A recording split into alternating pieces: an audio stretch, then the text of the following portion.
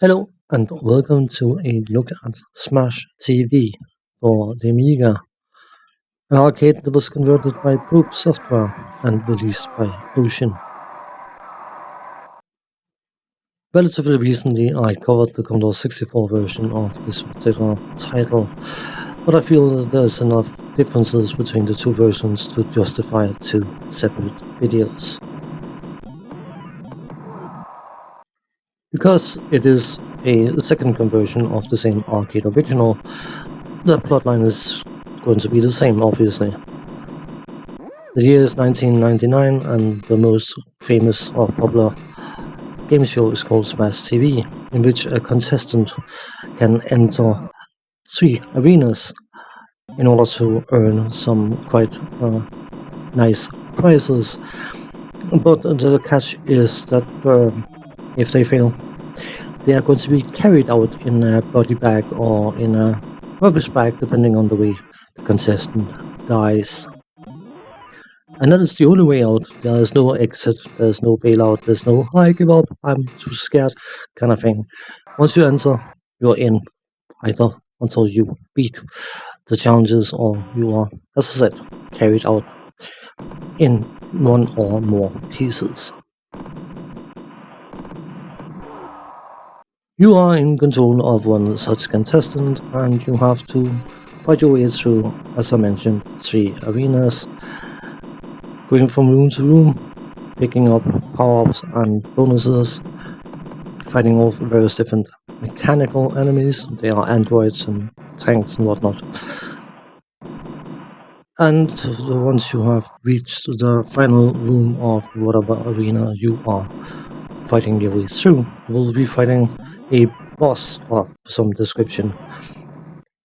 And once defeated, you will be applauded for your epic skills and whatnot. You showered with prizes and then moved on to the next arena where you can rinse and repeat. Because I've already covered the Commodore 64 version and people might have watched that video, I'm going to skip straight to the technical side of things. From a graphical point of view, you could argue that this particular conversion is closer to the arcade original than the Commodore 64 version was, and while it's definitely not arcade accurate by any stretch of the imagination, it represents what the arcade displays fairly well. The graphics can be a bit choppy, you can argue. It's hard to define because it doesn't feel choppy, but it feels choppy. Yeah, it's one of those odd things. And one of the additions that was made to this particular conversion is once you step on a mine or you get squashed by something, you see a shoe and an eyeball and whatnot flying in various different directions, and certain people might find that incredibly off-putting and others might find it incredibly cool. Personally, I found it incredibly irrelevant, to be honest. Considering how much is on screen, and on certain screens there will be an awful lot on screen, everything moves relatively smoothly. The bigger issue with the graphical side of things, which I'm sure is related to the graphical side of things, is the fact that the hit section can be a bit temperamental. But that applies both to your playable character and the enemies, so it's frustration point, but something you can get used to. The music, there is only one little bit of music, and that is when you load the game, so it's not worth covering, to be honest. But the sound effects, I find even most of them to be perfectly adequate and satisfying and rewarding and all that good stuff. But when it comes to the speech in the game, it's there. What can I say?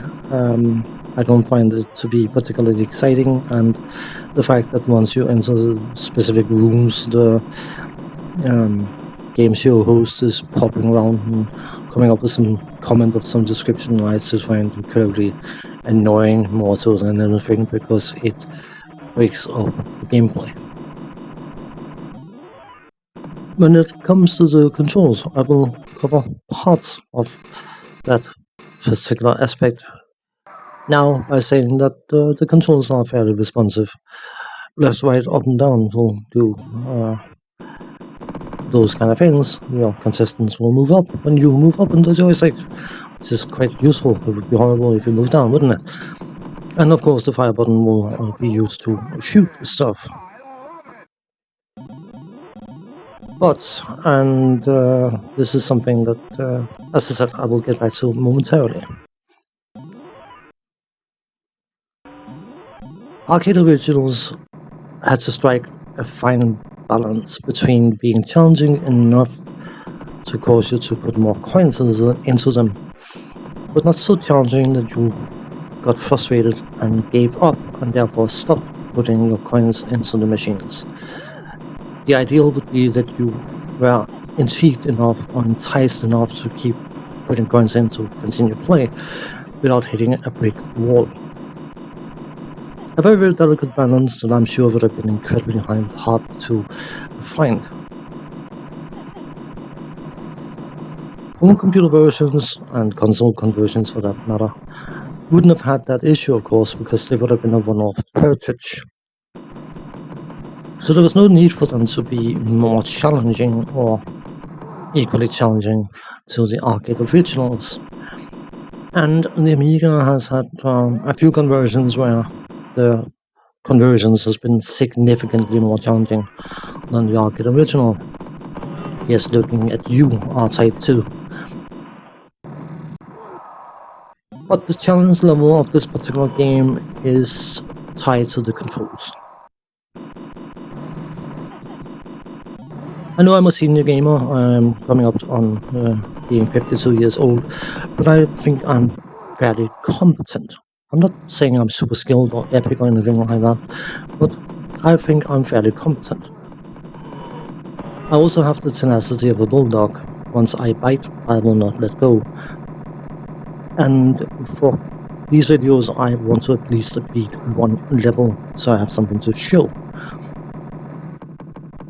But I was facing a brick wall. I was definitely facing a brick wall, and was only by the suggestion of someone commenting on this particular title that made me persist.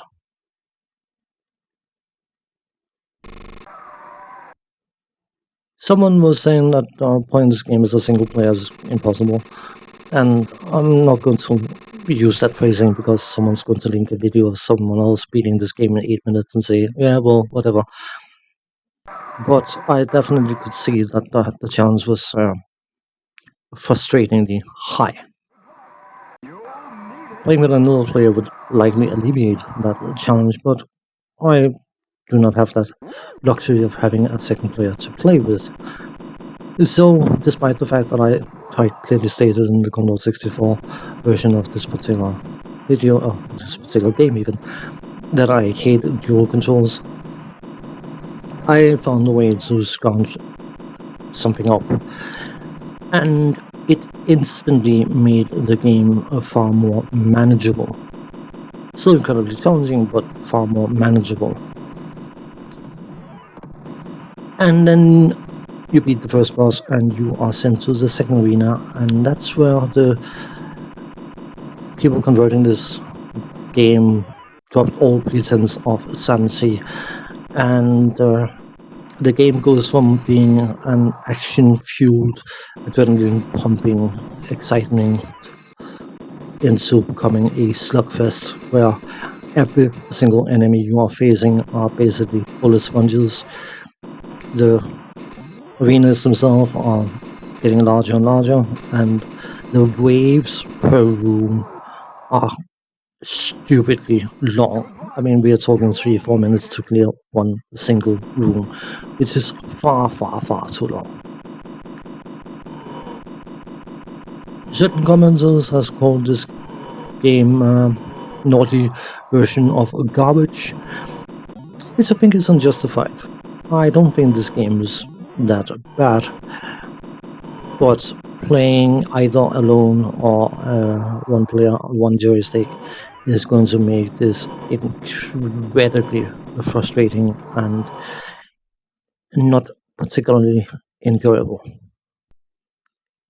And of course, the fact that the game basically defeats itself because the adrenaline rush that you got from the initial action is completely not killed off once you have to spend that much time on each individual room in later levels. On that note, thanks for watching. Take care. See you next time. Bye bye for now.